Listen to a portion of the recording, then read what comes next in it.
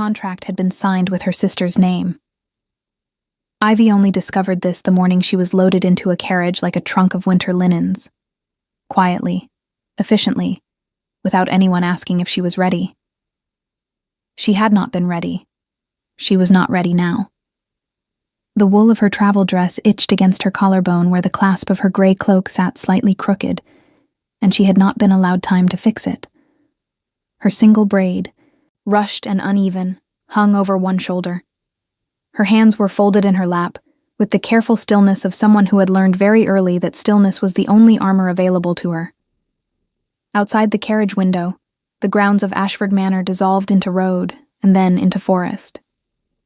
She watched the last iron gate swing shut behind her and felt something close in her chest. Not grief exactly. Something older, something that had been closing for years and had only now finished. She had lived at Ashford Manor for 23 years. She had been invisible there for most of them. Her father, Lord Edmund Ashford, had 2 daughters. Celeste, the elder by 4 years, was everything the name Ashford required. Tall, socially precise, trained in diplomacy and table manners and the particular art of making powerful men feel correctly admired. Celeste wore silk with authority. Celeste laughed at exactly the right moments. Celeste had been the one chosen, betrothed, prepared, the one whose name had been inked onto a marriage contract with the sovereign of the Northern Pax, the Alpha King himself. Ivy was the other one. She pressed her fingertips together in her lap and tried to think clearly, which was difficult when the carriage kept lurching over frozen ruts in the road and her stomach had not settled since dawn. 3 days ago, Celeste had disappeared. Not dramatically. No screaming, no broken furniture, no tearful farewell. Celeste had simply been gone when the chambermaid arrived with her morning tray. Bed made, wardrobe emptied of the traveling clothes, a faint trace of rosewater still hanging in the cold air like an insult. A letter had been found on her vanity, sealed and addressed to their father in Celeste's clean, sloping hand. Ivy had not been allowed to read it. She had pieced it together from the sounds that came through the walls, her father's voice rising, then going dangerously flat. The steward summoned. The doors closed and locked. Hushed conversations in the corridor that stopped the moment she approached. And then, sometime before midnight, the soft knock on her own door. Her father entering with that expression, she knew better than she knew almost anything. The one he wore when he had already made a decision, and was only now informing her of it. "The contract stands," he had said. "You will go in her place." She had stared at him. "Father, the Alpha King is expecting Celeste. He has never seen me. He doesn't know I exist." "That," her father had said, adjusting his cuffs, "is precisely why this will work." He had not asked if she was willing. He had not asked if she was frightened. He had told her the carriage would depart at first light, and that she should pack only what was necessary, because the Northern Keep would provide everything a lady required. She had spent the night sitting on the edge of her bed, staring at the floor, trying to locate some feeling she could use. Anger, courage, anything with edges. What she found instead was a hollowness so complete, it almost felt like calm. She was not Celeste. She had no political training, no practiced grace, no particular talent for managing powerful men. She was the quiet daughter, the one who had spent her years in the manor's library more than its receiving rooms, who knew the names of medicinal herbs and could read old pack script, but had never once been prepared for a political marriage. And now she was being sent, in her sister's name, carrying her sister's contract, to the most dangerous alpha on the continent. The carriage hit a deep rut. Ivy grabbed the window frame and held on. Outside, the forest had thickened. The trees here were pines, ancient and dense, their branches heavy with the gray weight of coming snow. The air that seeped through the window gap smelled of resin and cold earth, and something sharper underneath. The particular wild scent of territory that had been held for generations by a single pack. She had read about it. The northern reaches.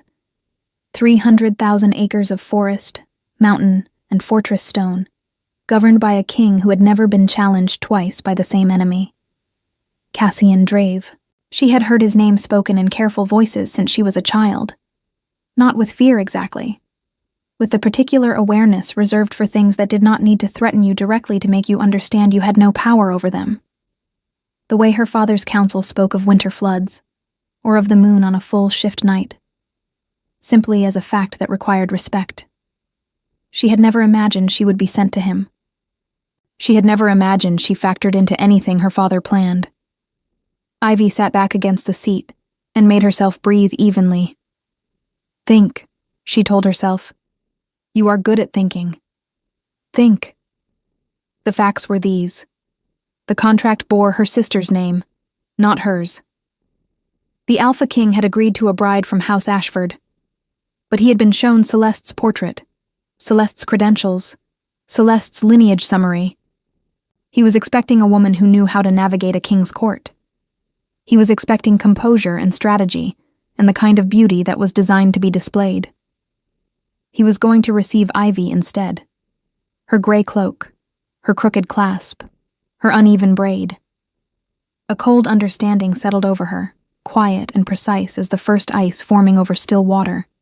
Her father had not done this for her sake. He had done it because the contract penalty for a broken betrothal was ruinous. The Ashford lands, the remaining fortune, the title itself. He had done it because Celeste had refused and run, and there was no one left to send but the daughter he had never needed for anything until now.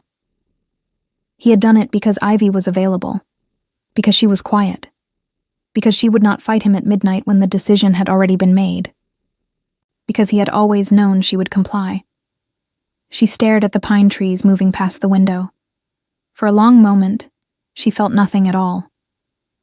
Then, slowly, something began to harden in the center of her chest. It was not yet anger. It was something quieter and more durable, the particular feeling of someone who has just understood the exact shape of what was done to them and has decided to remember it. The carriage rolled on. By midday, snow had begun to fall. By late afternoon, the trees had parted enough to reveal the first sight of the northern keep, a mass of dark stone rising against a sky the color of old pewter, its towers visible long before the road delivered her to its gates. No banners flew from the ramparts in celebration of a bride's arrival. The guards at the outer gate wore black leather and moved with the unhurried precision of men who had never needed to perform authority because they simply carried it. No one had come to welcome her. The carriage stopped. The door opened from the outside. A steward in dark wool stood waiting, his expression carefully professional. But she caught the flicker in his eyes when he saw her. The small hesitation. He had been told to expect someone else. Lady Celeste Ashford, he said, his tone measured and perfectly courteous. The king awaits. Ivy stepped down from the carriage onto frozen stone. The cold hit her like a wall, clean and brutal, smelling of pine resin, granite, and wood smoke from somewhere deep inside the fortress. Snow caught in her lashes. She looked at the steward. Yes, she said quietly. I am here. It was not a lie, exactly. She was here. She was a lady of Ashford. She had arrived. What she had not said was her name. She had not corrected him. And as she followed him through the iron gates of the northern keep, her gray cloak dusted with snow and her braid slightly undone by the wind, Ivy Ashford walked into the worst mistake her family had ever made, and the only honest thing that had ever happened to her. She just didn't know yet which of those things would save her. The steward's name was Aldrich, and he walked too fast for someone escorting a guest. Ivy kept pace with him through corridors that smelled of beeswax and cold stone, her boots clicking against floors of dark slate that reflected the torchlight in long, wavering strips. The keep was nothing like Ashford Manor. The manor had been built to impress visitors. Its ceilings painted, its walls hung with tapestries depicting the family's more flattering history, its hearths surrounded by carved marble. The northern keep had been built to endure. The walls were thick and unapologetic. The archways were high and plain. The sconces held thick tallow candles, rather than decorative silver fixtures, and the light they cast was warm but honest. It illuminated everything it touched without flattering any of it. She noticed that there were no flowers, no arrangements prepared in honor of a bride's arrival, no garlands along the staircase, no perfumed rushes on the floors. Either the northern keep did not mark such occasions with decoration, or no one here had been particularly invested in celebrating this one. Both possibilities felt equally believable. Aldrich led her up a broad staircase, then down a narrower corridor, then through a heavy door into a receiving room that was warmer than anything she had passed through. A large hearth burning at the far end, 2 high-backed chairs positioned near it, a side table holding a tray with a clay pitcher and 2 cups. The window opposite the hearth looked out over the inner courtyard, where snow was now falling steadily, turning the gray stone white along every ledge and sill. "The king will attend you shortly," Aldrich said, turning to face her. His voice was perfectly composed. His eyes were not.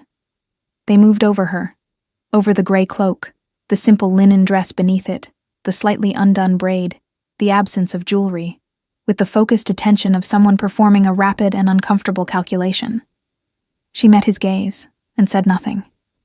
He cleared his throat. "May I ask?" "The portrait we received. Lady Celeste." It was understood.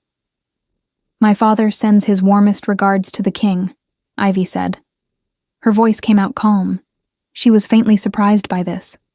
The journey was long. "I would appreciate a moment to compose myself before the meeting, if that is possible." It was a non-answer wrapped in politeness, and they both knew it. But Aldrich was too well trained to press further without instruction from his king. He gave a short bow, told her the pitcher held warm water, and that she should ring the bell on the mantel if she needed anything, and withdrew. The door closed. Ivy stood still for a moment, listening to his footsteps recede down the corridor. Then she moved to the hearth and held her hands over the fire, watching the feeling return to her fingers in slow, uncomfortable pulses. She had perhaps 10 minutes, maybe fewer. She needed to decide what she was going to say. The honest version was also the catastrophic one. "I am not the woman named in your contract. I am the second daughter, the one no one prepared, sent here because the first one ran, and my father needed someone to stand in her place before the penalties destroyed him. I did not agree to this. I was told, not asked. And I have no idea what you were promised or what you actually want from this arrangement, but I can tell you with certainty that I am not it." She pressed her palms closer to the warmth of the fire. The practical version was more dangerous in a different way. Say nothing, answer to Celeste's name, and hope the discrepancy went unnoticed long enough for what, exactly? For her father to fix this somehow? Her father had never fixed anything in his life that had not first benefited him directly. There was a third option, one that had come to her somewhere in the final hour of the carriage ride, small and cold and surprisingly steady. Tell the truth, but tell it on her own terms, and before anyone else could frame it against her. Walk into this meeting as Ivy Ashford, not as her sister's shadow. Make it clear what had been done, to the contract, and to her. The risk was that the Alpha King would consider the substitution a deliberate insult from House Ashford. Which it was, functionally, even if her father would never describe it that way. The greater risk was that she said nothing. The truth emerged later anyway, and she was found to have known and concealed it from the moment she arrived. She was still standing at the hearth, turning this over, when the door opened. She had expected to hear it. She had not expected the shift in the air, that immediate physical change in the weight of the room, as though something had entered that displaced not just space, but atmosphere. She turned slowly, because moving quickly felt wrong in a way she couldn't entirely explain. He was larger than any man she had seen, not in the exaggerated, unwieldy way of men who had grown wide without care, but in the way of someone built with intention, every part of him proportionate and controlled. Dark hair braided back from his face, the rest of it falling long over a fur-lined pauldron fixed to black leather armor that he wore the way other men wore wool, as though it were simply part of him, unremarkable. His eyes were a pale, unsettling blue, the kind of color that existed at the very edge of a winter sky just before full dark. A faint scar ran below his left cheekbone, old and thin, barely visible. He stopped just inside the door. His gaze moved to her. Not slowly, the way men sometimes looked at women they intended to assess, but with a sudden, absolute stillness that was somehow more unnerving, as though he had seen her, and his body had made a decision his face had not yet agreed to report. Then his expression settled back into something careful and unreadable. "You are not Celeste Ashford," he said. His voice was low and even, with no particular inflection of anger or surprise. It was simply a statement of fact, delivered with the flat precision of a man who had spent years saying true things in rooms where people preferred not to hear them. Ivy's heart struck hard against her ribs. She kept her hands still at her sides. "No," she said. "I am not." A silence. "Then who are you?" "Ivy Ashford." She held his gaze. "The second daughter. Celeste left 3 nights ago. My father." She paused, and something in her chest pulled tight, and she let it, because she was not going to soften this into something easier to hear. "My father sent me in her place because the contract penalty would have ended our house. He did not tell the king because he hoped the difference would go unnoticed. I'm telling you now because I would rather you be angry with the truth than deceived by something more comfortable." The silence that followed was different from the first one. Heavier. Cassian Drave looked at her for a long moment. She watched something move across his face, not anger, or not only anger, and then resolve into that same unreadable stillness. "You could have said nothing," he said. "Yes. Most people in your position would have. I know." He moved then, not toward her, but to the window, where he stood with his back partially to her, looking out at the snow falling on the inner courtyard. His hands were clasped behind him. She could see the tension in his jaw, the slow, deliberate way he was breathing. When he spoke again, his voice had not risen. "Your sister." She ran to someone. It was not a question. "I believe so," Ivy said carefully. "I don't know who. I was not told." "No," he said quietly. "You were not told very much at all, it seems." Something in that observation hit her in a way she hadn't prepared for. Not cruelly, not with pity, but with a precision that was almost worse than either. Because it was simply accurate. She had not been told. She had not been consulted, included, considered, or warned. She had been placed in a carriage and dispatched because she was the remaining piece that fit the necessary space. She did not answer. There was nothing to say that would improve on the silence. Cassian turned from the window. He studied her again, and this time she had the distinct, uncomfortable sensation that he was not cataloging her features or her clothing. He was reading something else. Something she couldn't name and couldn't quite conceal, because she didn't know precisely what it was he was seeing. "You'll stay," he said at last. She blinked. "I'm sorry. You'll remain at the keep." His voice was measured, carrying the particular weight of someone accustomed to saying things once. "The contract was with House Ashford. You are of House Ashford. The terms have not changed on my end. Whether your father intended this substitution as an insult or a convenience is a matter I will address separately and directly with him." "You're not—" She stopped, started again. "You're not sending me back. No. Why?" He looked at her steadily. "Because you walked into this room and told me the truth when no one was forcing you to. That is not a quality I discard." She stared at him. The fire crackled behind her. Snow tapped against the window glass in small, insistent rhythms.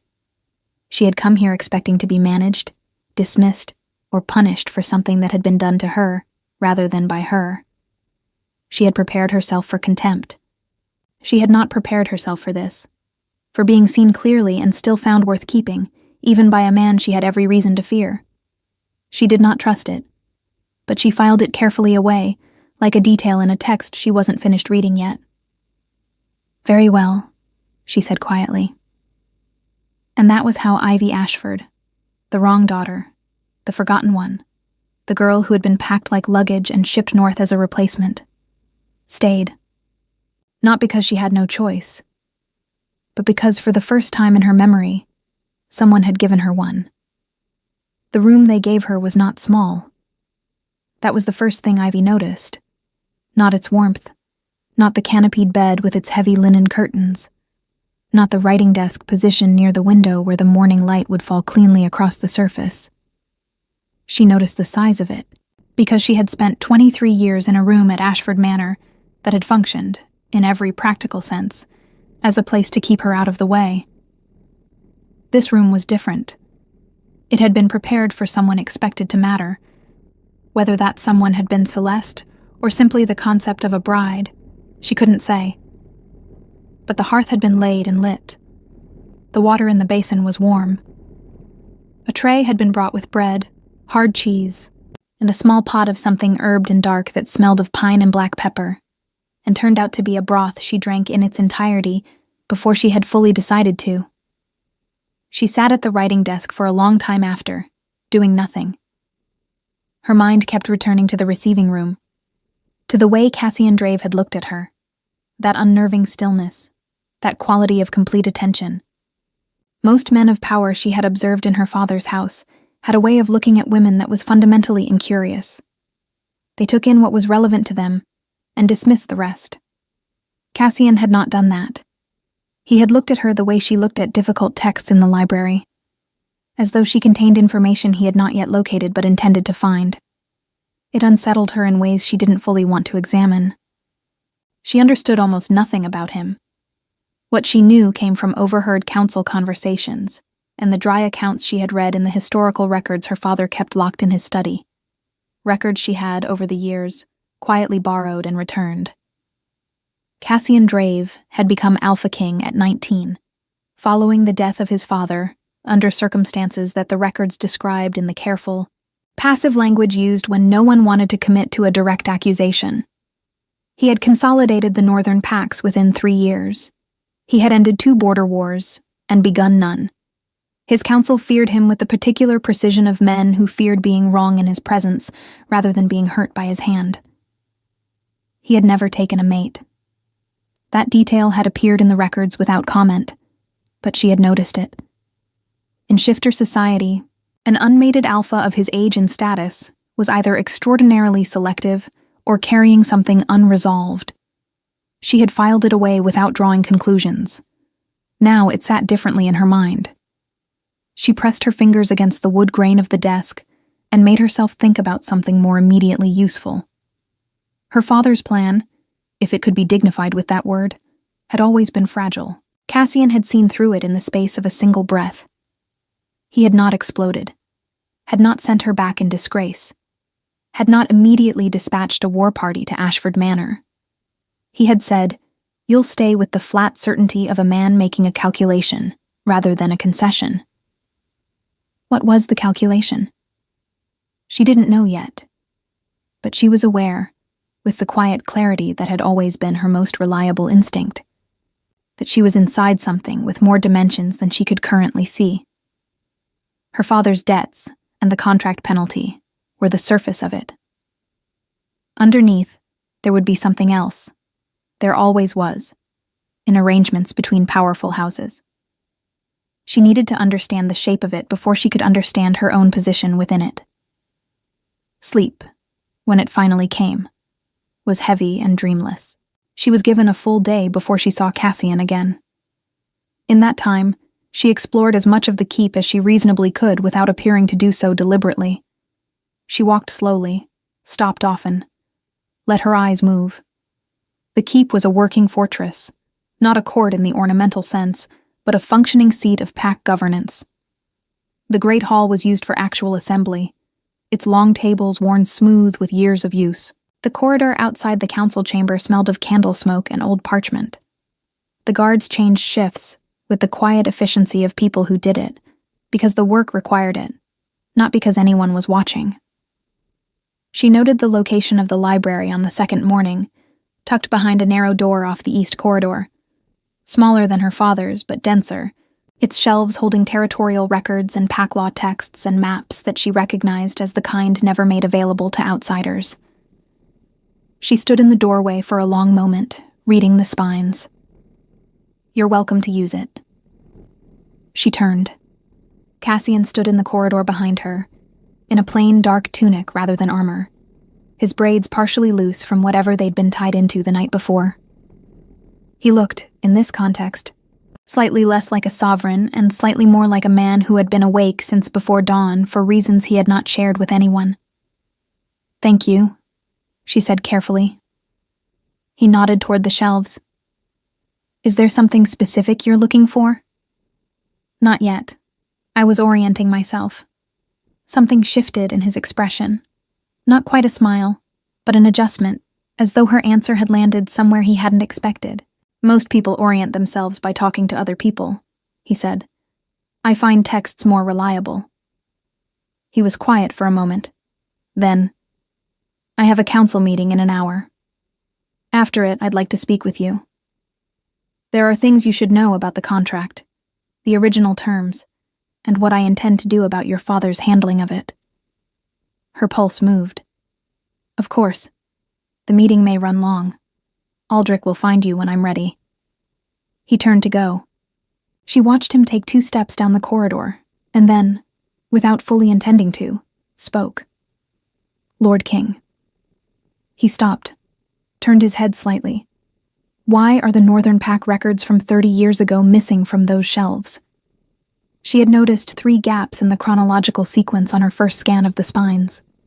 The territorial logs run continuously until that decade, and then there are 3 years absent, a pause that lasted precisely long enough to confirm it was not an innocent one. "Because those years were not peaceful ones," he said. "And some records, when they exist in only one copy, are kept elsewhere for protection." She nodded slowly, as though this were a satisfying answer. It wasn't, but she catalogued it. The council meeting ran 2 hours. Aldrich came for her in the early afternoon. Cassian received her in the library, which she hadn't expected, and which she found, despite herself, a more comfortable choice than the formal receiving room would have been. He stood near the window with a sheaf of parchment in one hand, and he did not put it down immediately when she entered. He finished reading whatever he'd been reading, set it on the table, and then looked at her with that same quality of full attention. "Sit," he said, not unkindly. She sat. He remained standing, which she noted but did not comment on. "The contract your father signed was not a simple marriage arrangement. It was a territorial alliance. House Ashford holds land adjacent to the eastern border of the northern reaches, land that has been disputed for 60 years. The marriage was intended to consolidate that border legally and permanently, eliminating a vulnerability that both sides have been managing at cost for decades. Ivy absorbed this. My father told me none of this." "No," Cassian said. "He would not have. Because if you had understood the full scope of what you were being sent into, you might have asked questions he didn't want to answer." "What questions?" He set one hand on the table, not leaning, simply resting. "The Ashford Eastern lands are the only viable corridor for a pack called the Voreth to move south without crossing my territory directly. For 60 years, House Ashford has been collecting border tolls from the Voreth in exchange for that passage. Your father has been taking Voreth silver for decades while presenting himself to the Northern Crown as a loyal vassal." The room was very quiet. "He made an agreement with them," Ivy said slowly, "and then agreed to a marriage alliance with you that would have closed that corridor permanently." "Which means," Cassian said, watching her, "that the marriage alliance was never something he intended to honor. It was a negotiating piece. Something to hold over the Voreth, to extract better terms from them. He had no intention of delivering a bride who would actually bind House Ashford to the Northern Crown. And Celeste," Ivy said, and something in her voice came out very flat, knew this, and ran. Because if the marriage happened, the Voreth would have considered it a betrayal of their arrangement, and Celeste would have been living in the keep as a target, not a bride. Cassian said nothing. He did not need to. Ivy sat with her hands folded in her lap and felt the full, cold weight of it settle over her. Her father had not just used her as a replacement. He had sent her into a kill position. Whether he had calculated the Vorith threat fully or simply not cared to calculate it, the result was the same. She had been placed at the center of a political trap, handed to a king who had every reason to mistrust House Ashford, in a role that carried a target on its back. She had not been expendable to him. She had been useful, which was, she understood now, considerably worse. "How long have you known?" she asked. "About the Vorith arrangement?" "For some time." He looked at her directly. "What I did not know was which daughter your father would send, or whether she would arrive knowing any of this." "He didn't tell me." "I know," Cassian said quietly. "That was also apparent from the moment you walked in." She looked up at him. "You came in frightened and honest," he said.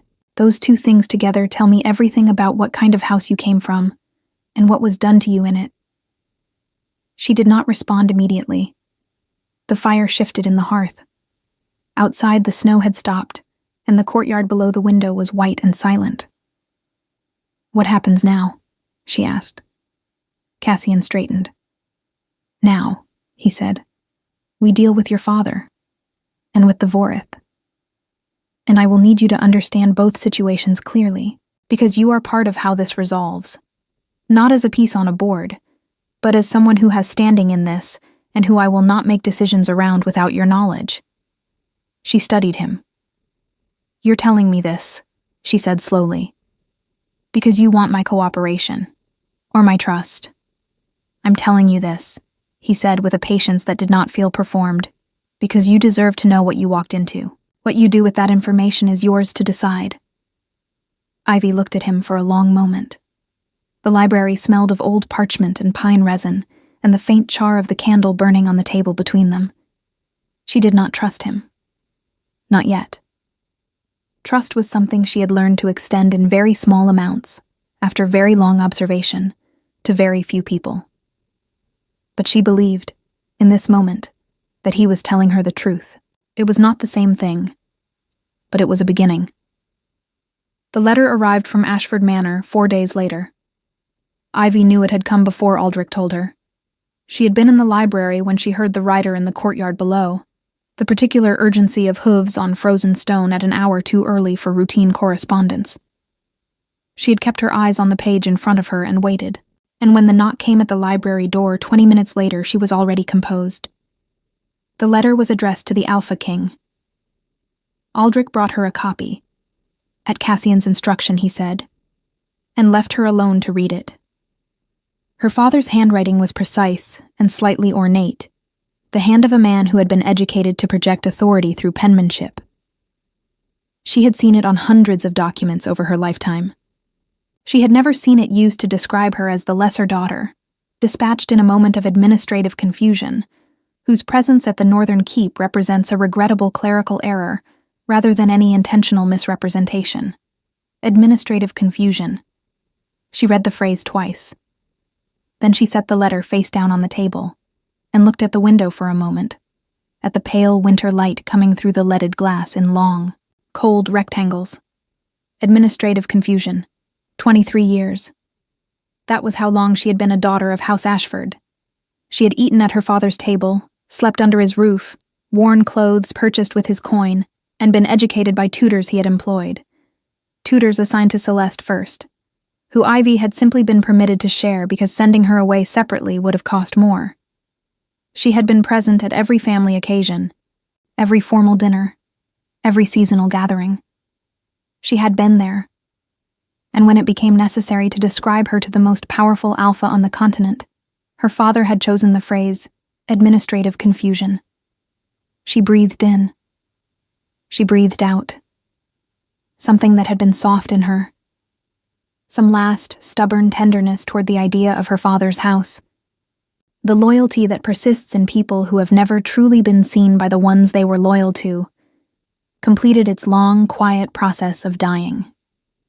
She turned the letter back over and finished reading, The substance of it was a request for her return and an offer to renegotiate the alliance terms with Celeste, who had apparently, her father wrote this with remarkable composure, resolved her personal reservations about the arrangement and was now prepared to fulfill her original obligations. No explanation for where Celeste had been. No acknowledgement of the Vorth. No mention of the border tolls, or the 60 years of collected silver, or the target her father had placed on the back of whoever sat in this position. Just a request, phrased as a courtesy, with the particular confidence of a man who had not yet understood that the ground had shifted under him. She folded the letter carefully and brought it to Cassian's study. He was at his desk when she entered. Maps spread across the surface, weighted at the corners with iron pieces, the kind of detailed territorial rendering she had only ever seen in her father's locked records. He looked up when she came in and took in her expression before she said a word. She placed the letter on the desk beside the maps and sat in the chair across from him without being invited to, which was not something she would have done 4 days ago. He read it. She watched his face and saw very little, because he was very good at controlling what his face reported. When he finished, he set it down. Administrative confusion, she said. Yes, a pause. I read it the same way you did. He wants me back so he can send Celeste. He thinks you'll accept the exchange. He thinks, Cassian said carefully, that I have no particular investment in which Ashford daughter is here, as long as the alliance proceeds. He is operating on the assumption that you are interchangeable. Are we? He looked at her directly. No. The word came out without hesitation, and it landed with a weight she hadn't prepared for. She kept her expression even. Then what do you intend to tell him? Cassian leaned back slightly, not looking away from her. I intend to tell him that the substitution, however it was framed, resulted in the arrival of an Ashford daughter at the Northern Keep, and that the terms of the alliance will now be renegotiated. Not with him, but through proper Pack Council process, with a territorial audit of the eastern border included, and that any arrangement he has maintained with the Voreth will be disclosed in full before those negotiations conclude. He'll refuse, Ivy said. He'll claim the audit exceeds your jurisdiction. He'll send Celeste here with a formal apology and try to reset the entire situation as though none of this happened. He can try. Something in Cassian's voice settled into a register she had not heard from him before. Not louder, not harder, but more final, the way a door sounds when it is bolted rather than simply closed. But the audit has already begun. My border commanders have been in the Eastern Corridor for 2 days. Whatever your father has been moving across that land in exchange for Voreth silver, we will find the record of it. Ivy was quiet for a moment. If you've already started, why tell me any of this? Because the audit will reach your father's house within the fortnight. When it does, his response may include attempts to use you, your position here, your name, your cooperation, as a negotiating piece. I want you to understand the situation completely so that when those attempts come, you can recognize them. She held his gaze. You're protecting me from being used as a tool. I'm ensuring, he said, that you have enough information to protect yourself. That is not the same thing. She considered that. The distinction mattered to her more than she could easily explain. The difference between being shielded and being equipped. She had spent her entire life being managed by people who made decisions around her, rather than with her. What Cassian was doing felt different in a way she was still learning to name. There's something else, she said. In the Eastern records, the 3 missing years. A stillness came over him that confirmed she had been right to notice. Those years, she continued carefully, correspond to a period I found referenced in 2 separate Pack law texts, both of which described a territorial reclassification in the Eastern Corridor. The language was vague, the kind of vague that is deliberate. She paused. Was the Voreth corridor classified as neutral ground during that period? And if so, who authorized it? Cassian looked at her for a long moment. The study was quiet around them, the fire low, the maps between them holding their silent geography. My father, he said at last. The authorization was my father's. 3 years before his death, he entered into a private arrangement with the Vorith leadership that reclassified a portion of the eastern border without council knowledge. Your father's house was the intermediary. The border tolls began then. And when your father died? The arrangement continued, Cassian said, and something in his voice was very controlled. Because the parties involved had no incentive to surface it. The Vorith kept their corridor. Your father kept his silver, and the Northern Crown was left holding a border vulnerability that no one would formally acknowledge. She absorbed this slowly. You've known about your father's involvement for how long? Long enough. And the missing records? Were removed by someone who understood what they contained and wanted them inaccessible to anyone who came looking. His jaw tightened slightly. I have reason to believe that person was a member of my own council at the time. Someone who is no longer in that position, but whose work in dismantling what my father arranged has been incomplete. The fire shifted. A log settled with a soft collapse of ember. Ivy sat with all of it, turning it over, feeling the shape of the thing. It was larger than she had understood. Larger than a marriage contract. Larger than her father's debts. Larger than the Vorith's border access.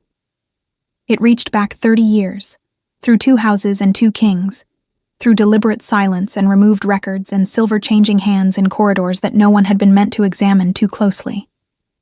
And she had been dropped into the center of it by accident. Or perhaps, she thought slowly, not entirely by accident.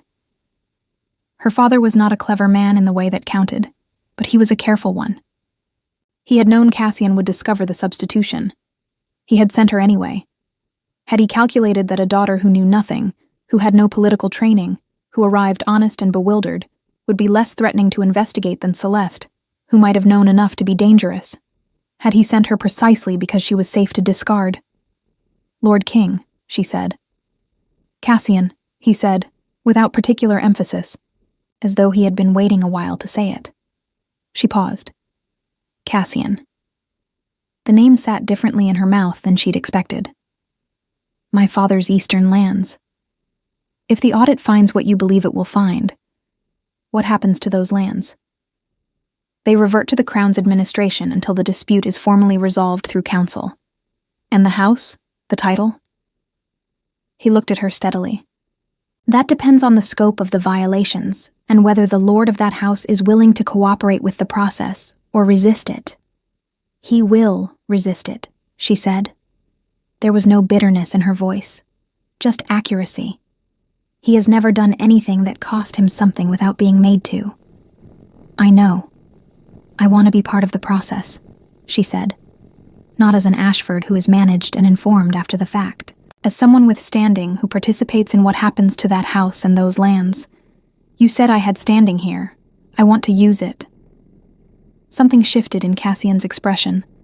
Not surprise, but a settling, as though something he had been watching for had arrived. Then you will, he said. She nodded once. Her hands were steady in her lap. Her voice had been steady the entire conversation. She was faintly aware that something had moved in her. Past the hollow numbness of the carriage ride, past the careful composure of the first days, into something harder and cleaner and considerably more dangerous. It was not yet what she would have called rage, but it was what came just before it, and it felt, for the first time in a very long time, entirely like her own. Outside the study window, the sky had cleared to a deep, cold blue. The snow on the courtyard below caught the afternoon light and held it, bright and sharp and unforgiving. Somewhere to the south, her father was composing a second letter, calculating his next position, moving his remaining pieces across the board with the serene confidence of a man who had always been able to afford the cost of other people. He did not know yet that one of those pieces had stopped being his. The audit party returned from the eastern corridor on a Thursday, when the sky was the color of iron and the wind came down from the mountains, carrying the smell of coming snow and something colder underneath it. Ivy was in the library when she heard the horses. She did not go to the window immediately. She finished the sentence she was reading, a passage in a pack law text about the legal weight of territorial testimony given by a non-shifter witness. And then she set the book down, straightened her cloak, and went to find Cassian. She did not need to find him. He was already in the corridor outside the library, moving toward the great hall with two of his commanders beside him, and he slowed when he saw her without being asked to. "Come," he said simply. She fell into step beside him. The audit commanders spread their findings across the council table in the great hall. Parchment after parchment of territorial records, border crossing logs, and ledger copies that had been made from documents found at 3 separate locations along the eastern corridor, including one hidden beneath the floor of an unmaintained way station that had not appeared on any official map of the region. The smell of old paper and damp earth filled the room. Ivy stood at the edge of the table and read everything she was handed without comment, her face composed, her mind moving fast and very cold. The record was complete. 60 years of Vorith silver flowing into Ashford accounts through a network of intermediaries so carefully constructed that, viewed in isolation, no single transaction would have condemned anyone. But viewed together, laid out across the council table in chronological order, cross-referenced against the missing years, and the reclassification documents that Cassian's people had located in a separate archive in the Northern Territories, the picture was absolute. Her father had not merely accepted Vorith silver. He had actively maintained the arrangement through 2 generations, renegotiated its terms twice, and, most significantly, had used his position as the Northern Crown's nominal Eastern vassal to suppress at least 2 independent investigations into border irregularities, both of which had been quietly buried before they reached Cassian's council. He had done all of this while presenting himself as a loyal ally of the Northern Crown, while signing a marriage contract with that same crown as a performance of good faith he had never intended to honor, while sending his younger daughter north as a placeholder, expendable and uninformed, into a situation he understood would eventually become dangerous. Ivy set down the last ledger page. Her hands were perfectly steady. One of the commanders, a gray-haired woman named Soren, who had the compact, deliberate physicality of someone who had spent decades in fieldwork rather than ceremony, looked at her across the table. "You knew none of this," she said. It was not quite a question. "No," Ivy said. "I knew my father was not an honest man. I did not know the full dimensions of it." Soren held her gaze for a moment, then nodded once, with the particular respect of someone who does not distribute it carelessly. Cassian, standing at the head of the table, looked at Ivy. "The council will convene formally tomorrow. Your father will be summoned to answer the audit findings under pack law jurisdiction. The Eastern Corridor falls within Crown territory, under the reclassification reversal, which means Ashford's arrangement with the Vorith constitutes a violation of territorial sovereignty, not merely a civil matter." He paused. "You have standing as an Ashford heir. You can give testimony. You don't have to." "I will," Ivy said. No hesitation. No performance of reluctance. Just the clean, flat certainty of someone who had decided something days ago, and was only now being given the opportunity to act on it. Lord Edmund Ashford arrived at the Northern Keep 6 days later, summoned by a formal crown writ that he could not refuse without constituting open defiance. He came with a small retinue, 4 attendants, a legal advisor, and Celeste, whom he had apparently decided to bring as a visual argument for renegotiation. Ivy watched them arrive from the upper corridor window. Celeste looked exactly as she always had, composed, beautiful, wearing a traveling cloak of deep blue wool that had clearly been chosen with care. She moved through the courtyard below, with the practiced ease of someone accustomed to being observed. Ivy watched her, and felt something she had expected to feel, as grief or anger arrive instead, as a kind of clarity, clean, and almost impersonal. Celeste had run. She had known the danger, had understood what their father intended, and had chosen herself without a word to the sister being sent in her place. Ivy did not hate her for it, but she was done making room for her. Their father looked older than she remembered, though it had only been weeks. He moved with the careful dignity of a man who had decided that confidence was the correct performance for this occasion, and the cracks in that performance were visible only if you knew where to look. She had always known where to look with him. She turned from the window and went to prepare for the council session. The formal hearing took place in the great hall, the council seated at the long table, Cassian at its head. Lord Ashford sat across from the assembled pack council, with his legal advisor beside him, and Celeste positioned slightly behind, a visual suggestion of family unity that fooled no one in the room. Ivy sat at the council table, not behind it, not to the side. At it, in the chair Cassian had indicated when she entered, between Commander Soren and the council's territorial law interpreter. Her father's eyes moved to her when she sat down, and something passed across his face. Surprise, recalculation, and then a careful neutrality that she recognized as the expression he used when he was rearranging his approach in real time. She looked back at him without expression. The hearing was methodical. The audit findings were presented in full. The legal interpreter walked through the territorial violations with the unhurried precision of someone who had done this many times and found no pleasure in it. Her father's legal advisor objected twice, both times on procedural grounds, both times overruled. Celeste sat very still and said nothing. When the time came for testimony, Ivy spoke clearly and without elaboration. She described what she had been told, what she had not been told, and what she had understood in the carriage on the way north. The shape of the arrangement becoming visible to her, only after she had already been placed inside it. She did not perform distress. She did not editorialize. She gave the council what she had, accurately and in sequence. And when she finished, she set her hands flat on the table and waited. Her father looked at her for a long moment from across the table. "Ivy," he said, and his voice carried the particular tone he had always used when he wanted her to understand that she was making a mistake. "You are speaking against your own house. I am speaking the truth about my own house," she said. "Those are not the same thing." He had no answer for that. She watched him understand that he did not, and watched him look away. The council's ruling came the following morning.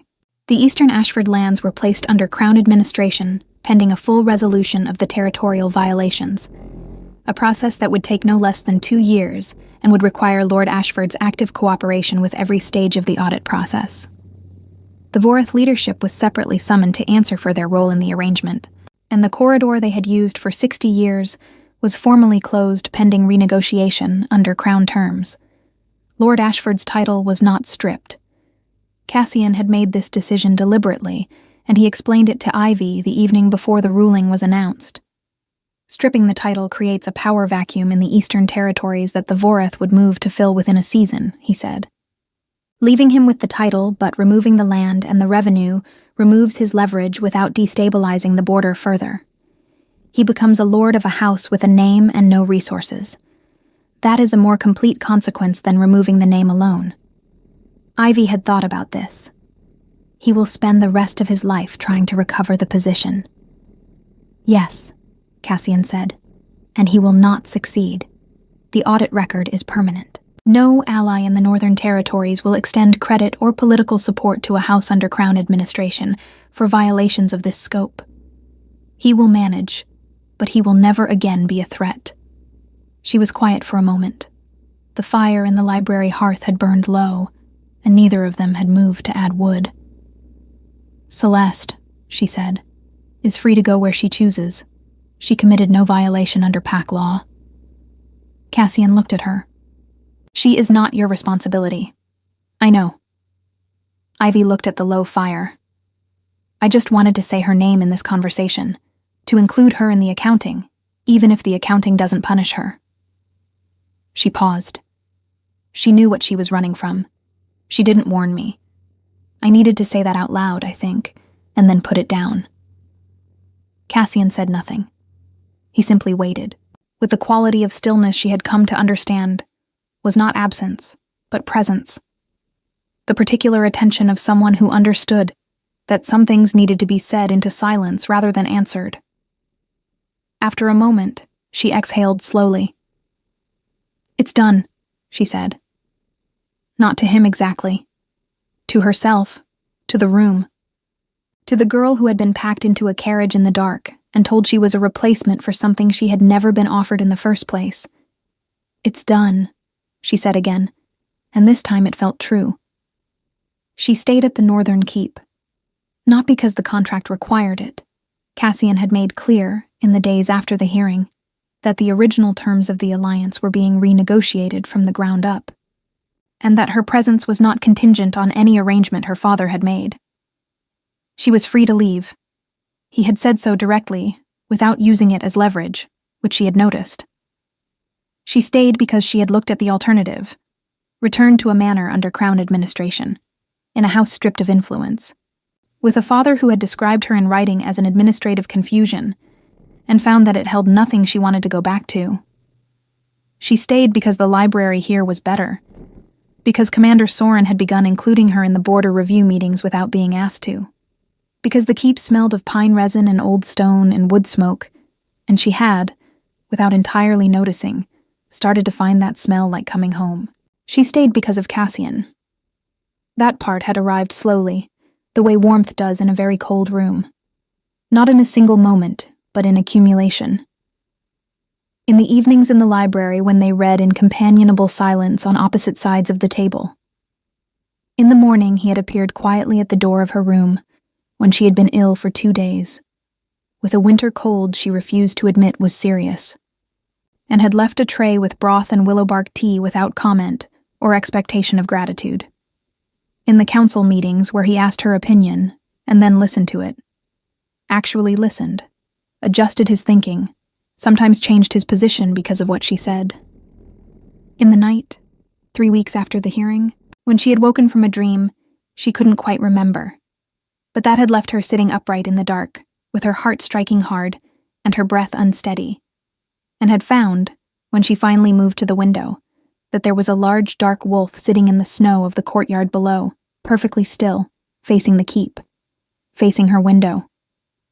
She had looked down at him for a long time. He had not moved. She had not called out or gestured. She had simply stood at the window until her breathing settled, until the residue of whatever the dream had been dissolved in the cold night air, and then she had gone back to bed and slept without interruption until morning. She had not mentioned it. He had not mentioned it either.